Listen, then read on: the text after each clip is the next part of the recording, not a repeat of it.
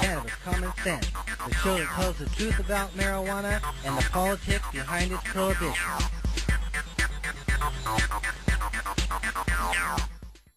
Hello and welcome to another exciting edition of Cannabis Common Sense. We have an exciting show for you this week. Madeline Martinez and I are here with an important announcement. Mr. Tim Pate is over here to provide musical accompaniment. And we have a revolutionary new news-making light system that we'll be introducing from one of a new manufacturer out there, an established manufacturer, and talk about the advantages of these new types of lighting units. So we'll be taking your calls as well in just a few minutes, but first we're going to bring on our dancing cannabis leaves.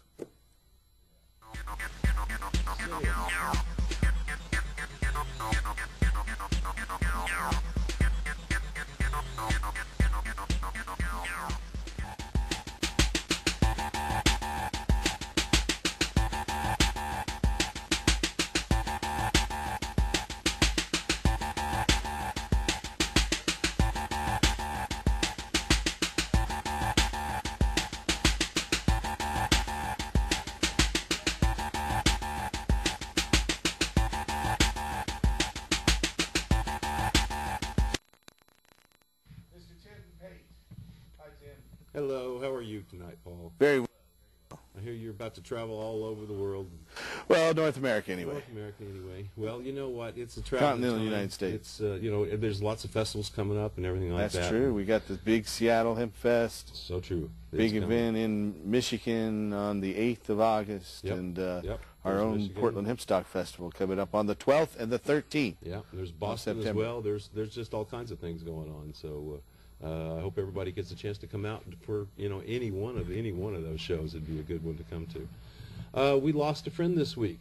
You may have heard that Angie Yackel passed away. Oh, yesterday. no. No, I had not heard that. Yes, and so yesterday morning, actually. Yeah, one of the warriors that we have celebrated with many times here in Portland. Been fighting MS for many years. Well, Certainly it's really had. sad, but we must celebrate the fact that she's no longer in pain. So true. Yeah. So She's I'd moved just on. like to play this song in honor of her tonight.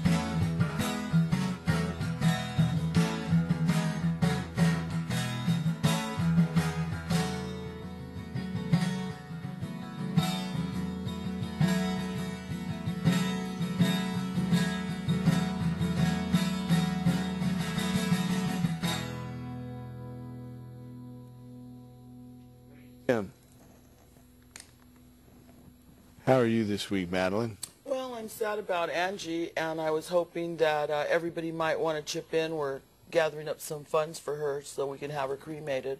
Wow. And if people are interested in donating to that, they can contact us at Oregon Normal's message line 503-239-6110.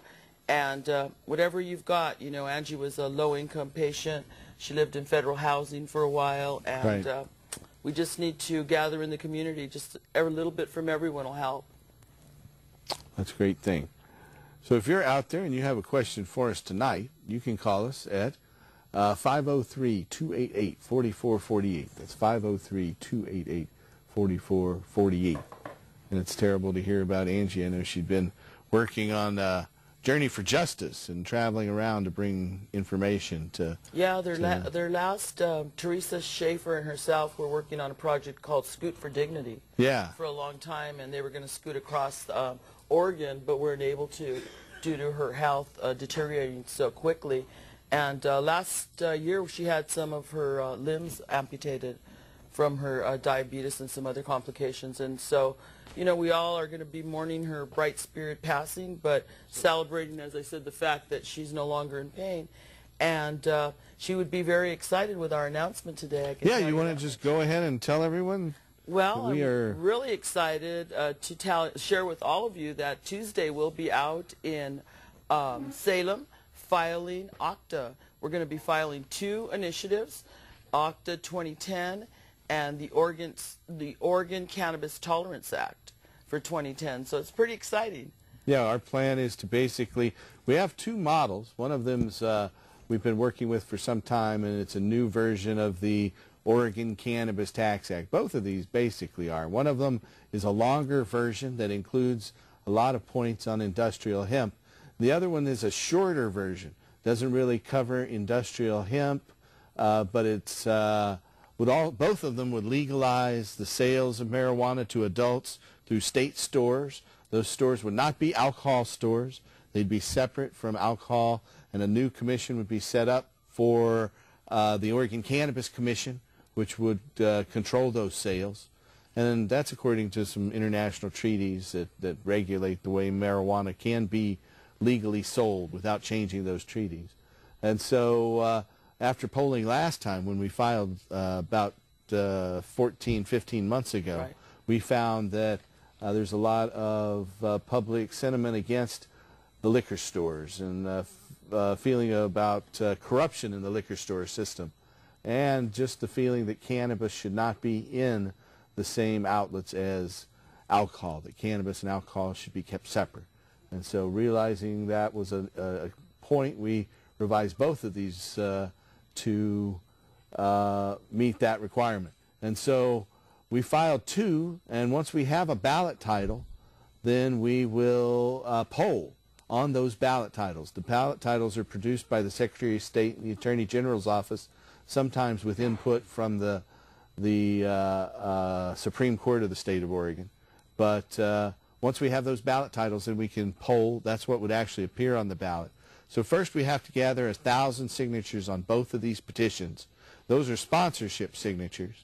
Once we have about 12 or 1,300, enough of a buffer to cover potentially invalid or illegible signatures, then we will give those to the Secretary of State, and they'll issue a ballot title. Once we have that ballot title, we'll poll, and whichever one of the 2 stands the highest chance of winning in that poll, then we will move forward with that one for as a ballot measure to put on the ballot in November of 2010. That is real. It's so exciting. You know, people continue to ask us after we withdrew the first one, right, spending $5,000 to have it polled, and quite a bit more, actually. And find some flaws in it. And those flaws, it's a good thing to know beforehand before we put all the effort into circulating the petition. But this time we've learned from that experience. So we've got 2 models, and we're going to put both of those out there, find out what ballot title the Secretary of State and Attorney General's office produce. Then once we have that, we can move forward and poll on that ballot title, and whichever one wins the most public approval in those pollings we'll have done by a professional market research company. And there's so many people out there just waiting to hear about when we're going to start on the OCTA again, so they're both OCTA. Yeah. Yeah, So just we're different getting at titles. first 1,000 sponsorship signatures. So if you're interested in coming and signing that petition, you can come down to either one of two places. We have our office, which is at 105 Southeast 18th Avenue. You can come in there. You have to be an Oregon registered voter. If you're not registered to vote, then you'll have to register to vote, and that card has to get into the county elections office before you sign the petition. Then after you've turned in your voter registration card at your current address, then you can sign the petition. So if you're interested, come down to 105 Southeast 18th Avenue starting Monday through Friday, or you can come by our show here on Friday night. And we'll be here every Friday night at 2766 Northeast MLK, or Martin Luther King Jr. Boulevard, right at the corner of Graham and MLK, 1 block north of the Nike factory store and Knott. There's a red light and bus stop there. And you know, another thing I want to express to everybody, you can come out and sign it also at the Oregon Normal meeting. We'll have That's one right. on July the 25th, is the fourth Saturday, and you can come out there and sign them. And also, if you're on your way to the clinic to 105 rather, Southeast 18th Street, you can stop by the elections office there and turn in your voter registration card or fill Yeah. it out right there. It's It's right on at the Morrison corner of and 11th and Morrison. Is it Morrison? Yeah. There you go. So and you can we've do had a that. very patient caller who's been standing by for a couple of minutes. Hello, caller. You are on our show. Hello, caller. Can you hear us? Ooh, okay. It's always a little, we're all volunteers here. So we've got sound now. Hello. Hey, it's Radical Russ calling in from the Portland Coliseum. Hey, So you're Radical. down there at the Snoop Dogg show. That's right. I just wanted to call in and thank Madeline for bringing down the banner. Right. And just to let everyone know that the tabling's going well here. We've got Linda Mason, Brian's here, and the two Martinez's, Ralph, got us plenty of pictures and video from backstage. It'll all be online at the Stash blog. All right. Hey, Also- Russ, don't forget you got to put up those two initiatives tonight, the language. That's right, too. We'll get the initiatives up there on the Oregon Normal website, ornormal.org. And also wanted to make the special announcement that starting Labor Day weekend, Normal is debuting a 2-hour live talk radio show on CBS Streaming Radio. Sponsored Congratulations on that. That is a real breakthrough. Yes, and High Times Magazine as well. So we're looking for advertisers, sponsors. We'll be live on the radio every Saturday, 6 to 8 Pacific time. Excellent. All right, we'll get back to the concert. You guys have a great show. You too. All right, have thank a great you. time. Have a good one. They're out there representing Oregon Normal. Right, I understand Normal's got tables at all of the Snoop Dogg Yeah, shows, and all the so Snoop Dogg shows it's a all good across one the to country, visit. actually. Each state they go into, there's a Normal there that's going to be tabling, so it's pretty exciting. Yeah, that is a good step forward. It More is. rock and roll stars should do that. I know years ago we had the Blues Travelers actually supported us during on a previous version of the Cannabis Tax Act way back in the 90s. Excellent. Yeah. So. And I understand we're going to have our hero John Trudell out for Hempstock, huh? Oh, yeah, John Trudell will be there. Excellent. We'll have Folk Uke, Amy Nelson, and Kathy Guthrie. So I'm excited about that. They'll be back, as we'll have Human and the Human Revolution. Oh, I know. They're big supporters. And there's a of all couple of us. surprise people we're talking to. We don't have anything big to announce yet, but there could be some stars with more magnitude as well. We'll see. Excellent. I'm very excited about Hempstock, but I will tell everybody, if you're planning to come out to Hempstock, bring plenty of insect repellent. I went out there and came home with probably 10 mosquito bites. Oh, It yeah. was great. It's beautiful. It's a meadow, but do plan on wearing something for those insects, because I wonder there's a how little it'll be beach in there. September. September. I don't Well, know, a but I'm different planning to environment. bring either the clip or the spray on, because, wow, it was rough getting home trying to Really? sleep with those mosquito bites. Oh, yeah. Those skeeters will get you every time. I ran into a few in Hawaii. I went over there with the family. Yeah. Had a clinic, saw some patients, and saw a volcano erupt too. That was pretty exciting. Oh, yeah, you did show me some of those pictures. But, you know, I also wanted to share the story from California. Yeah. California officials, legal pot would bring $1.4 billion. Billion. I mean, this is outrageous that we have this revenue right there, and this potential revenue is just being ignored. Yeah. Not only in And California. so we can extrapolate that Oregon has 10% almost exactly 10% of the California population, but just a hair smidge more. But if they can raise 1.4 billion and Oregon's 1/10 the size, we should be able to raise 140 million. Exactly. Right? Money we can So we can 1/10 use. of that, exactly, that would go into state coffers to pay for education as they're closing the schools, public safety. Plus, we'd see a huge savings in police enforcement costs if they didn't have to expend resources against marijuana users. And one of the things that I'm pushing is also at the legislature, because I'd love to see our representatives do it through a referendum and put it to the people. Right, right. You know, I think if we try all these, put one over here and one over there, we have a really good chance. We've got to of it. press it at every stage, you know, As and a matter- lobbying the legislature, and you've been one of the key people pushing that, and now you're working with a lot of them directly. I'm really impressed, and I'm really thank excited you for your about it. work there. Thank you. And then the petition drive, obviously, if the legislature can't produce a bill that suits us, we can do it ourselves. Oregon pioneered the initiative drive. We're the very first state to have it since, I think, 1902 or something It's very like that. exciting. I think Yeah. the fact that we have that potential here, when you talk to the people on the other side, on the West Coast, Yeah, the on East the East Coast, Coast, yeah. rather, they can't believe that we live in paradise. Yeah, it seems like paradise to them, but we can make it better. Yes, and we that's what our can. Cannabis Octa petitions would do. We have another caller, though. Hello, caller. You're on the show. Hi. Welcome. Hi, my question is, I have an employer who does not regulate against marijuana. They test Great. us randomly and does not believe in marijuana use. Oh, so he Or doesn't allow it. Does not allow marijuana use. Do you have a medical permit? I do.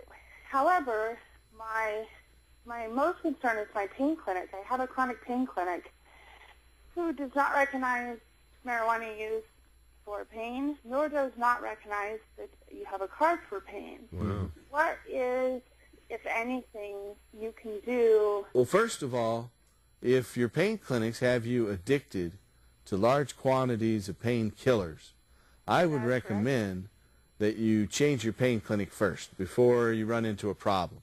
So you can get into a situation where you can cut down on those or wean yourself off them if you haven't already done so. But there are several pain clinics out there that allow patients to use medical marijuana. And I can't name them, but you can call and ask them out there. I think OSSU is one of the ones that allows patients. Well, I've been through several of them, and this is the third one I've been through that has required me to take drug testing. Might check with OHSU. I think they'll all require drug testing. However, there are several that will allow you to use medical cannabis if you have a permit. Really? Yeah, Okay, so you my just have to standard find is that one and no. get in with it. And you might also want to contact the Bureau of Labor and Industry. Boley just had a meeting at DHS yesterday, actually, at 2 p.m.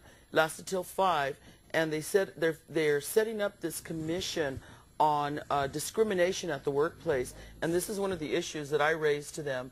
And as soon as they have their next meeting, I'm going to be sitting in and give some public comment, because it just isn't acceptable that law-abiding citizens who are registered with the program in the state can't work We're for still employees, discriminated for against. employers here.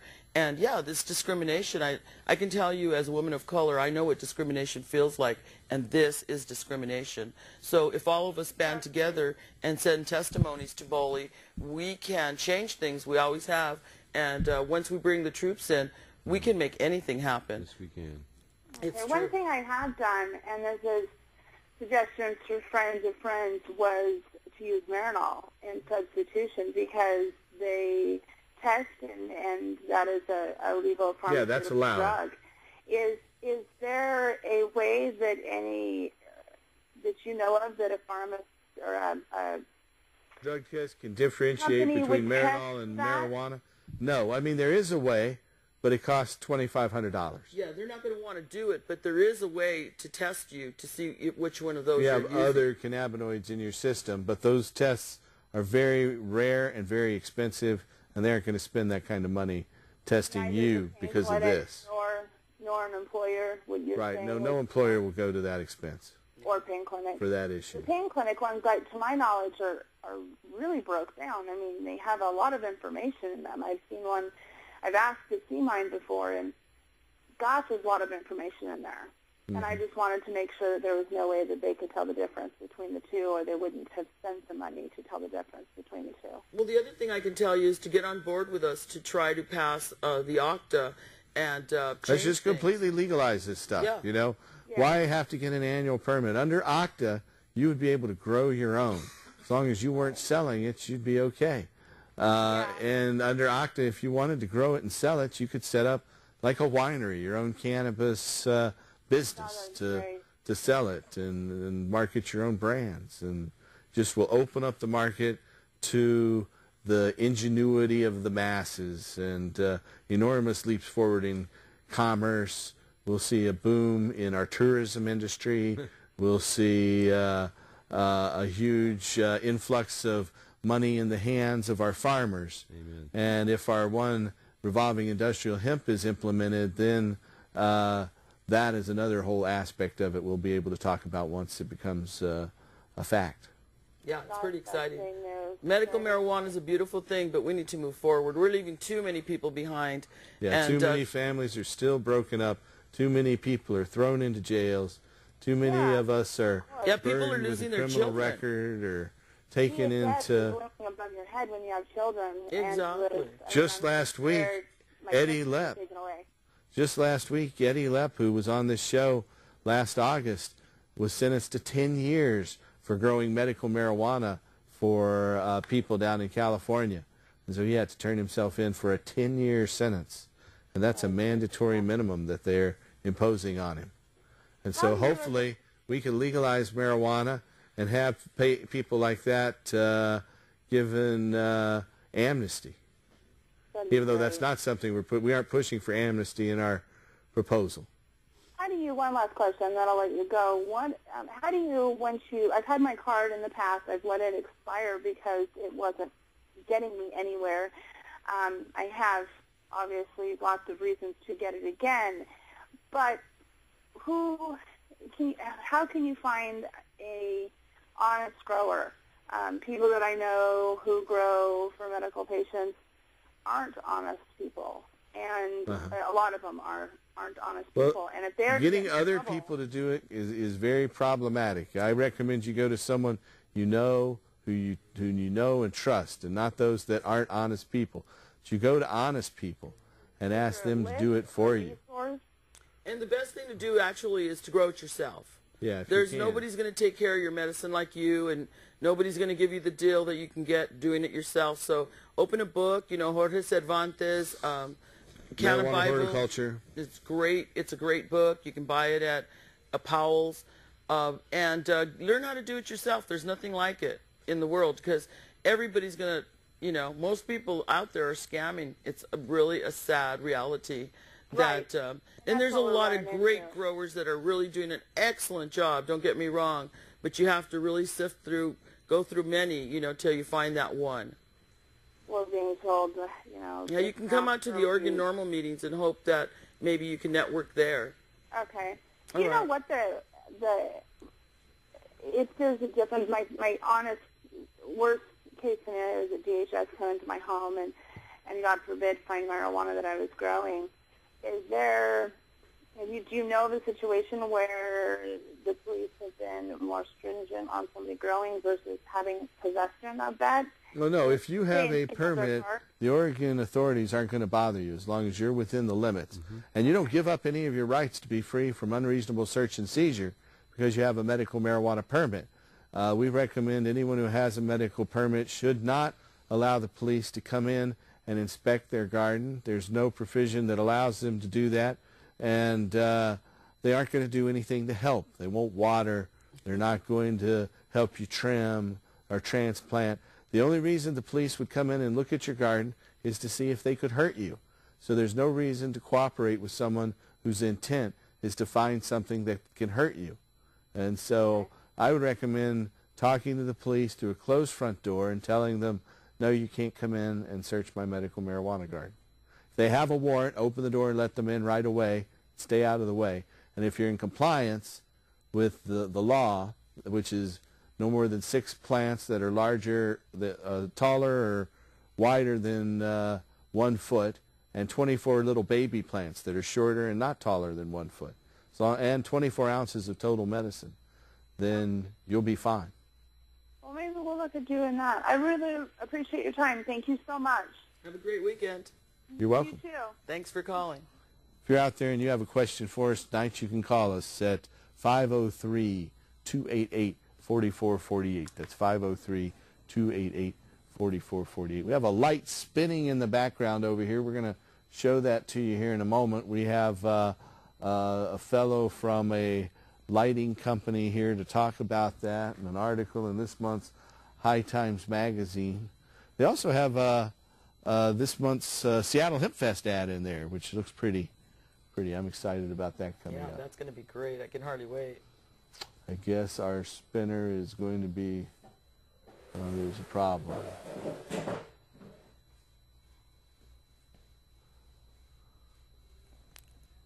It really looks interesting, but it's kind of rough on the eyes.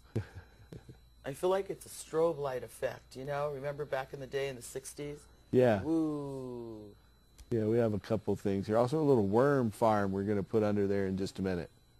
So it's just another interesting thing there to talk about. We have a few show and tell items here as well. So if you have a question for us tonight, give us a call at 503-288-4448. That's 503-288-4448. So coming up soon, we will have, it's the 4th Saturday, not this weekend, but next weekend, the Oregon Normal patient meeting that takes place. So patients that have an Oregon Normal membership can come in, and you give away free medicine and free plants. And we do. We try to be self-sustaining. We give away excess medicine that patients give to me, a patient, and I give it to others. Our organization gives you plants and medicine as we can, and so a lot of other people do as well, though. Yes, we have our great friend Paul White, who brought in about a quarter pound to hand out to patients last meeting. So, yeah, people are just so generous, and it's every second and fourth Saturday, as you can see there. The doors open at 11 a.m. You must be registered with the Oregon Medical Marijuana Program to come in the door, and it's open to cardholders. We allow growers and caregivers to come to pick up medicine for their patients who otherwise can't get there. All right. We have another caller. Hello, caller. You're on the show. Yeah, Paul, I've called before. I was one of Phil's clients. I lost my job, I don't know, in 2004. So you mean Dr. Philip Levesque? No, Phil Liebenbaum. Oh, okay. Yeah. Anyway, one of those in the Washburn case have been fighting for your employment rights. Yeah, I'm calling just to talk a little bit more about, we're trying to get marijuana legalized, I understand, and Yeah. And I tell you, it's going to be a tough road to hoe with trying to get employers to ever go along, whether we legalize it or not, with allowing people to work there. As long as, they're going to have to change the testing, and that's going to cost a lot of money. It's just, ever since that Supreme Court ruling, all of us lost that case, and I just can't see that changing. I really can't. I think we got a tough road to hoe on that one. Mm-hmm. So, and that's all I got to say. Okay, well, hang in there. I'm sorry to hear about the problem with the employment law. I know that's disappointing when the state rules. Well, first I should give people a little bit of background. The Washburn case was a case where this worker at Columbia Forest Products had been fired because he had used medical marijuana with a permit during his off-work hours. And he wasn't under the influence of marijuana at the job, but he tested positive for metabolites, which metabolites in your system show you have inactive metabolized marijuana. When you eat sugar, your body metabolizes sugar, and you have inactive sugar metabolites in your body that eventually your liver and kidneys clean out. But anyway, so they found that he had some metabolites in his system, but that he wasn't impaired. So at first the trial court and the Court of Appeals found in favor of Washburn, and he was able to keep his job, and they had to pay him back pay. And that case was carried forward by an attorney by the name of Philip Liebenbaum. someone I've known a number of years here in Portland, who had pushed the case along with a number of other clients. This fellow seemed like he must have been one of those that had similarly lost their job and gone to him for redress. And so then the Oregon Supreme Court reviewed the case and overturned the Court of Appeals and said that employers were able to let patients go even though they had a medical permit, and so they didn't have the right to work. They could be discriminated against. Now, of course, many of us strongly disagreed with that, but that's the outcome.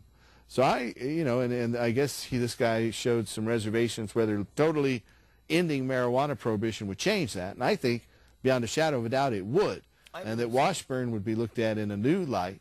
And as marijuana takes its place at the forefront of our economy and industrial hemp replaces fiber, fuel, and food options out there, that then we'd see a completely different ruling where, if they're going to talk about use of drugs on the job, they should be testing for impairment, not past use. Right. Past use is no indication. We'd like them to change to impairment. And the other thing I thought in the Washburn case, now I may be stretching it, but wasn't it that when Washburn used medical marijuana, he was no longer disabled?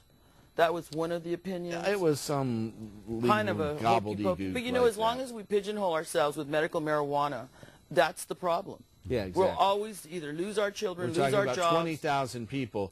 When marijuana is legal, we'll be talking about 500,000, 1 million legal marijuana smokers. Well, according to the Office of National Drug Policy Control, that is, in the state of Oregon, we have 357,000 cannabis consumers. Right. And if you just look at the ability to make revenue off of the 25,000 that are cardholders, that's really limited. That's a small target when we have this huge amount of 357,000.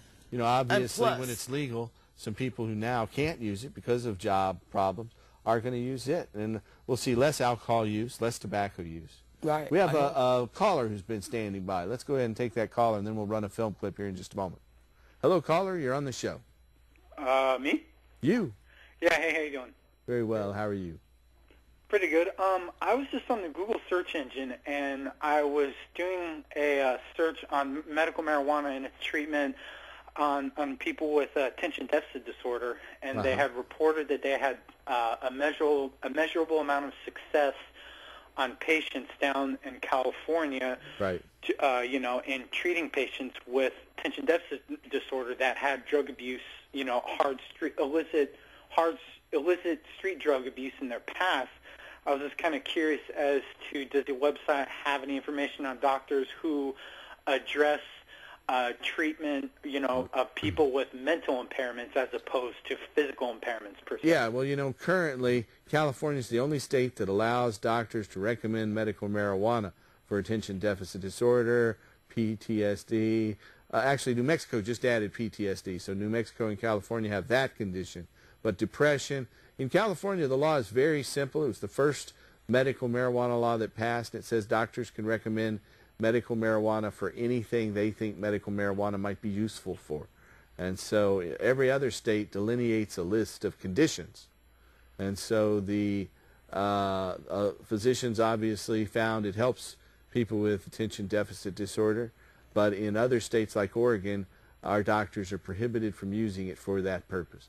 And again, once medical marijuana is a side issue and marijuana is just legally regulated, as we're trying to do with our Oregon Cannabis Tax Act petition, then and our associate Oregon Cannabis Tolerance Act petition, we will, once we have that legalized, I think we'll see doctors will be able to use it for anything. And people will be able to use it, for social use, as we often have as a generation. Right. So there's so there's no steps embedded into the law, or there are measures steps embedded into the law, or they haven't modified it yet to include. I don't want to use the term psychotic disorders, but there's no remedies for people with psychological issues. Then. Yeah, there is a mechanism in it. You have to go to the health department, petition them. The more doctors and nurses you get to take part in that, the more likely it is they'll listen. And then the health department will hold a hearing at some point if they deem they have appropriate interest. And that hearing's taking place here in Oregon, and they added Alzheimer's, actually rage associated with Alzheimer's. That's the only condition that's been added in Oregon. Currently, there's an effort to get anxiety and depression put on there by Lee Berger and Ed Glick, an RN. And if you want to call the Oregon Normal line and leave your name and phone number, we can get you in touch with Ed Glick. That's 503-239-6110.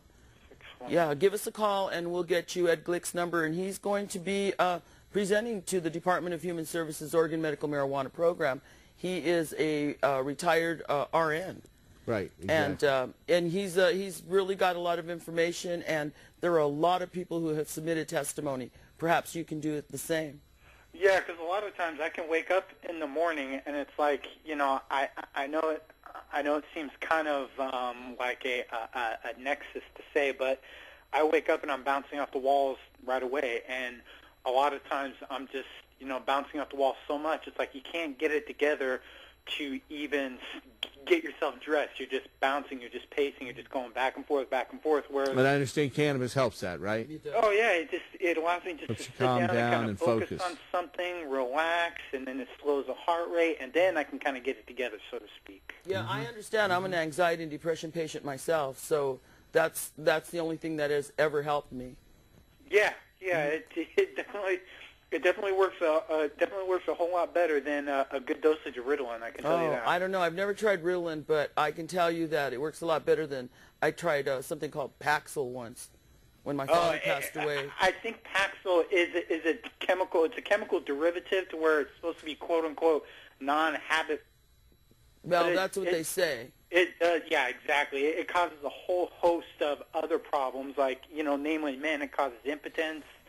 I don't know about that, but it made me feel like I was floating around. I used to work at a women's prison when I took it, and it wasn't a good feeling, I can tell you that. Oh, yeah, no doubt. Okay, well, thank you. I appreciate everything. Thank you. Have a great weekend. All right, thanks for your call. We have a little film clip from it's an outdoor garden circa 2004. We haven't run these videos in a long time, but we decided to show these little music video clips we have left over from 2004. So I hope you enjoy this. We'll be back in just a moment.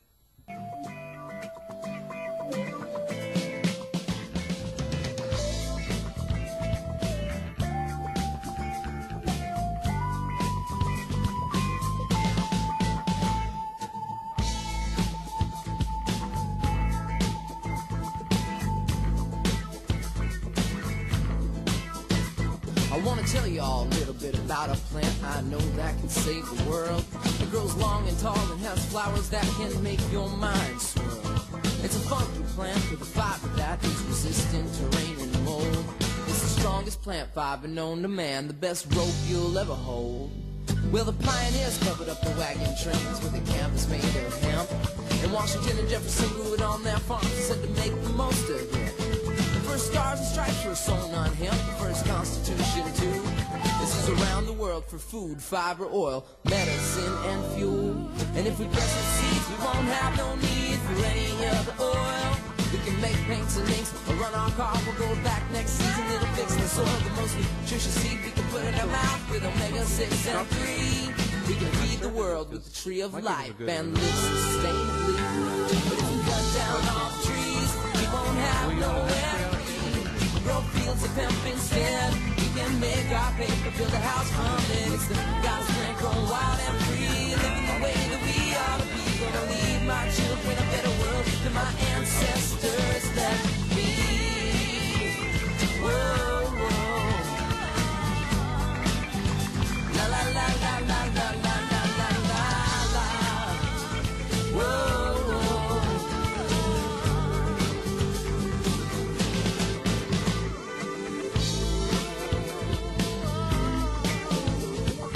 Marijuana plant, they often call it dope, can also be made into oil or rope.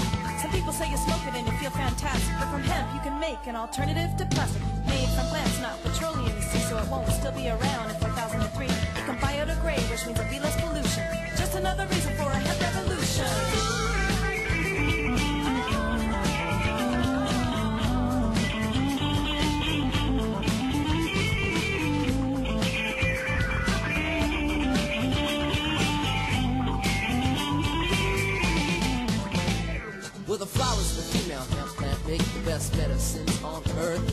breast cancer and AIDS patients eat their food. Helps those with depression overcome the blues. Glaucoma, epilepsy, nausea, insomnia, stress, neurosis, psychosis, pain, PMS. All the studies have been done and all the doctors agree, but they can't make money off this plant, you see, because it's free.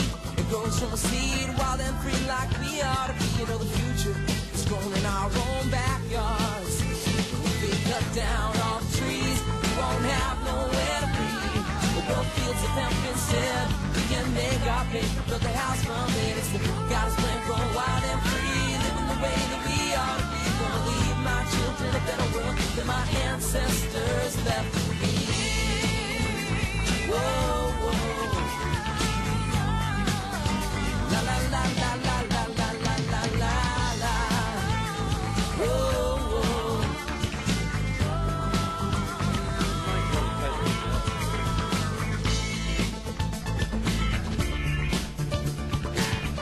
Don't worry about that. That's fine.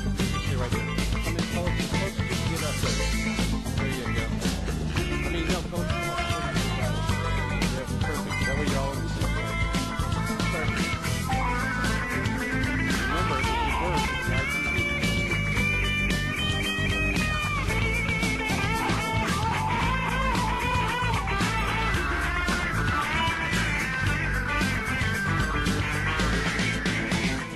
In the mid-1930s, it was the billion-dollar crop with the invention of the decorticator that could produce it non-stop. But then a smear campaign with Mexicans to blame started making people think it'll make your brain go pop. Yeah, since then it's never stopped. It ain't like getting high for paint and crack rock. Time to bring it back to nature, time to bring back some life. Let the farmers do their job, stop giving them strife. Renewable resources, life-giving forces. Panels for your cars and saddles for your horses. DuPont, Monsanto making the wrong choices. Suicide genes extinguishing our voices. Cutting down the trees, polluting the 7 seas. Leaving the fate of the planet to the corporate entities. Corrupt politics, warfare, disease. Now it's time to make a change. It's time to plant seeds. Focus on nutrition, the oil seeds. It gives you all the protein you will ever need. You can make it in a sandwich with jelly or jam, or make it in a soap or a lotion for your hands. You can make it into fuel, put it right in our cars, and we won't need the oil and won't have to start wars. You can make it into paper, write as much as you please, cause it grows like a weed and we won't have to cut trees. So put your faith in hemp, such a versatile plant, and don't let the government tell us we can't. Cause hemp can help us all in so many ways, and it doesn't mean that we will all be living in a daze. Versatility, sustainability, look at history, it ain't no mystery, hemp for victory. If we cut down all the trees, we won't have nowhere to be. We grow fields of hemp instead. We can make our paper, build a house from it. It's the God's plan, growing wild and free, living the way that we ought to be. Gonna leave my children a better world than my ancestors left me. Whoa, whoa. La la la la la la la la la la. Whoa, whoa.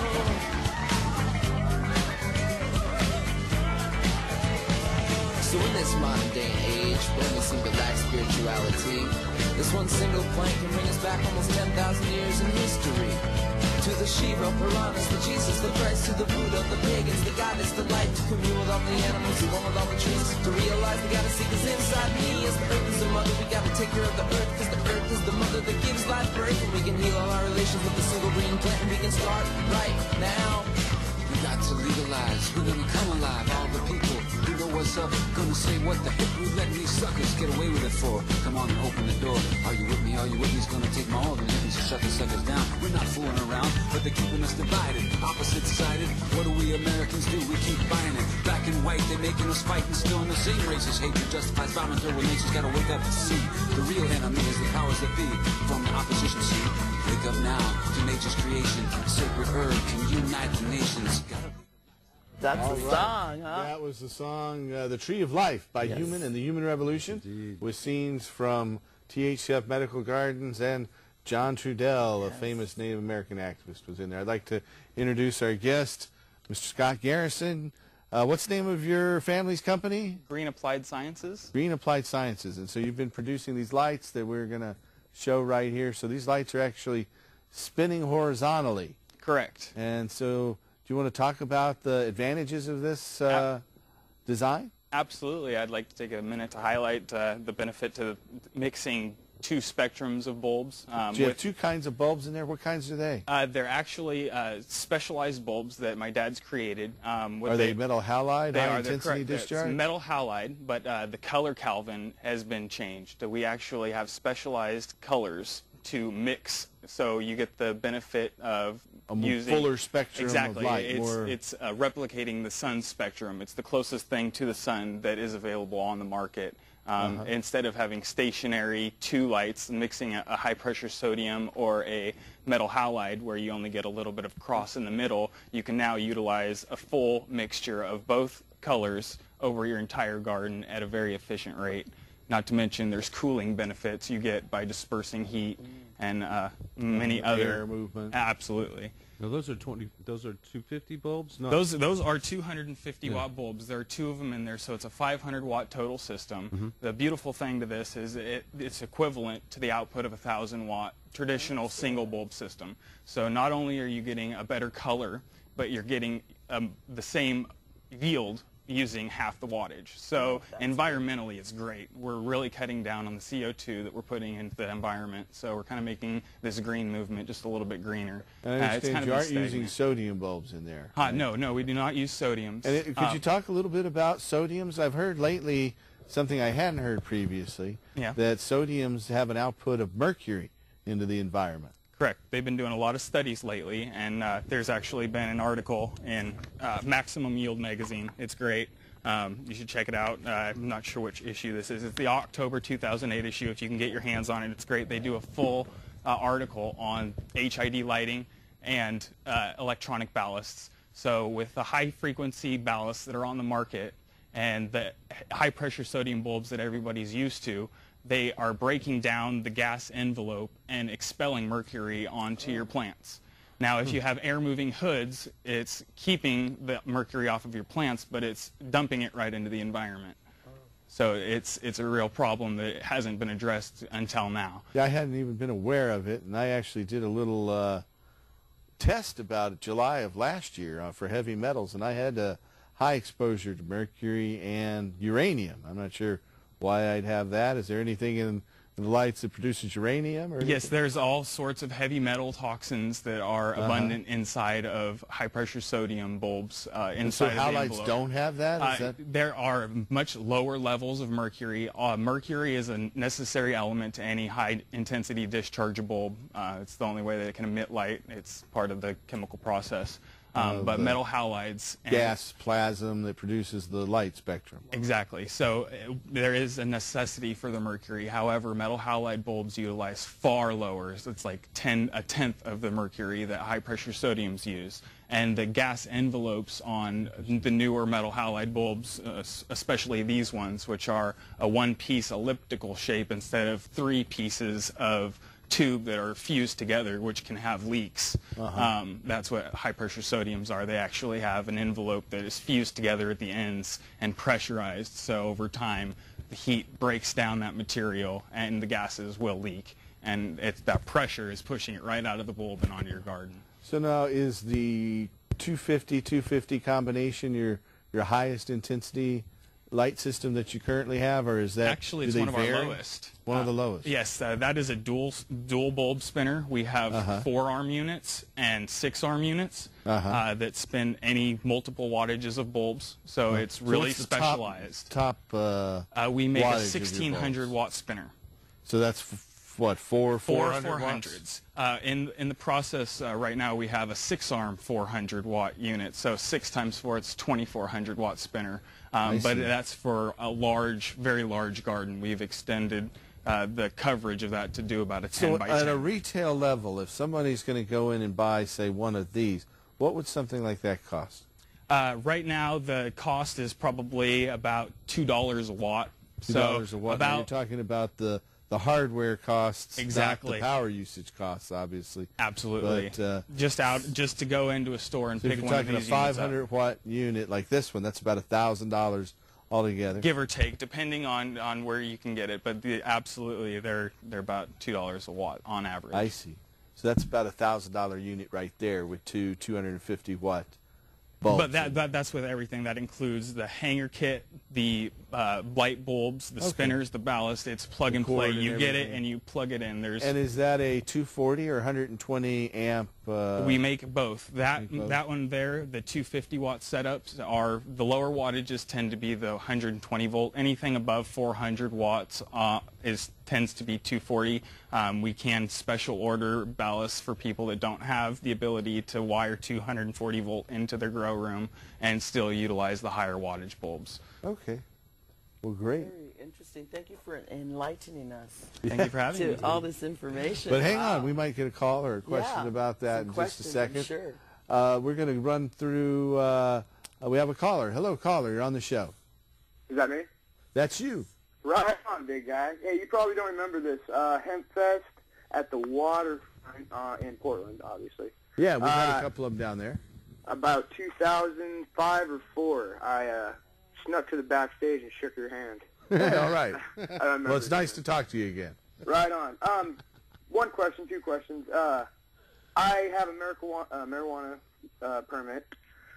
It's past the due date when I need to renew it.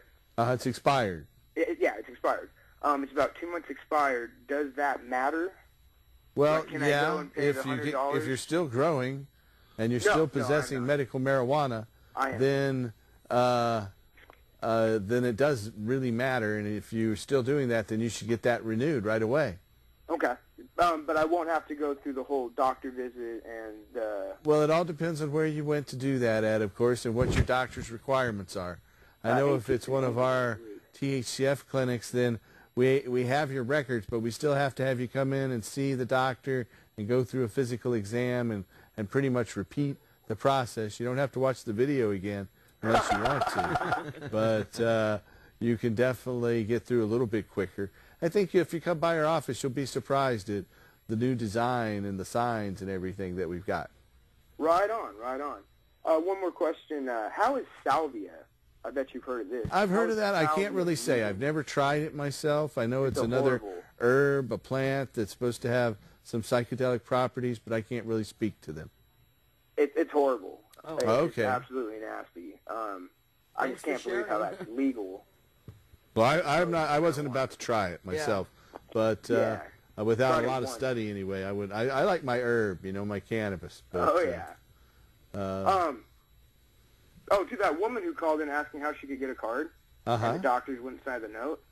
I didn't tell my doctor I was going for a medical marijuana card. I told him that I was going to a specialist that just required a note for chronic pain.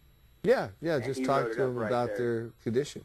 Good thinking. And so you just send those in, and then our doctors can help you get that. In fact, if you're out there anywhere in the United States, we have doctors in 9 states now that can help you get a medical marijuana card, either you or a loved one, someone who needs a medical marijuana permit. Then you can call us nationwide at our toll-free number. That's 1-800-723-0188.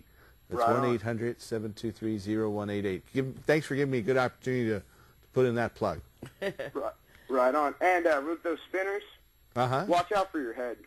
Yeah, you want to. I guess you can turn them off while you're in the room. Yeah, They don't have to spin all the time now. They recommend you turn them off when you're in the room.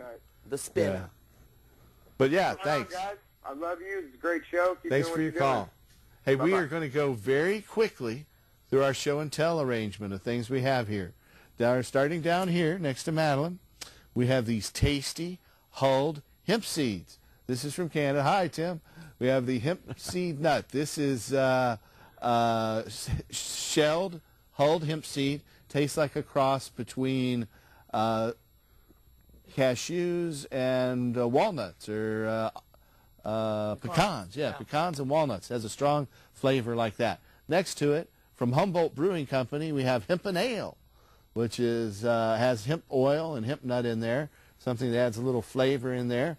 Then right next door we have, from Frosted Flakes, they're discontinued. He's great!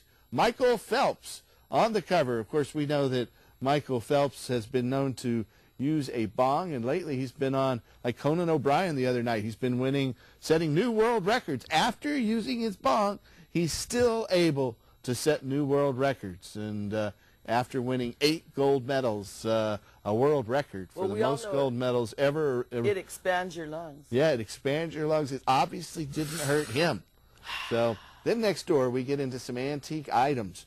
Right here we have from Park Davis a powdered Indian cannabis. This is powdered extract of cannabis.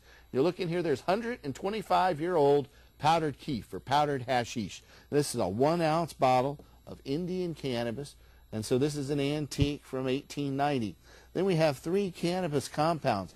This one neuralgic for nerve pain. This one's also a neuralgic, and this one is a tablet, a chlorodyne, which is also something for neuralgic pain. All of them had, this one has opium and cannabis and a couple other things like hypercamus and comium, and this one has cannabis and history, and just a number of interesting cannabis compound bottles from various manufacturers. Right here we have 2 different corn removers. This one was a liquid corn remover that contained cannabis, and this one came in little oval rings, and they were cannabis and aspirin in a rubber base that you put on your corn, and you leave it there for a couple days, and then the corn rings, you just scratch it away and it'd be gone. Then finally, in our show and tell for tonight, in our closing couple minutes, we have High Times Magazine. Inside High Times Magazine, we have this nifty article about the lighting systems that are being displayed here tonight. Lighting, the future today. And you can get those nifty spinning lights. And then right over here toward the front, we have an ad for the Seattle Hemp Fest. And the Seattle Hemp Fest, one of their 2 posters. And if you'll look very closely, right up here in the corner, you'll see the Hemp and Cannabis Foundation presents the Seattle Hemp Fest. And so we're in all their ads. We're happy to say we're happy to participate. That's coming up. Did you want to say anything about the Seattle Hemp Fest? Well, we don't have much time. We'll do it next week. Okay. We got some time. Well, I want to thank you for coming on, Mr. Garrison. Thanks for talking about your product and showing that to us and informing us about some of the environmental dangers of cannabis. I want to thank our viewers for watching. What do you want to say in closing, Madeline? Well, I want to tell everybody to get amped up and get ready for us to go out there and get this petition signed and end adult marijuana prohibition so we can stop all these problems we have. We have Child a big custody. press conference coming up on Tuesday, so watch the news on Tuesday night. Yeah. Thanks for watching, and tune in next week. Help us restore hemp. Good night.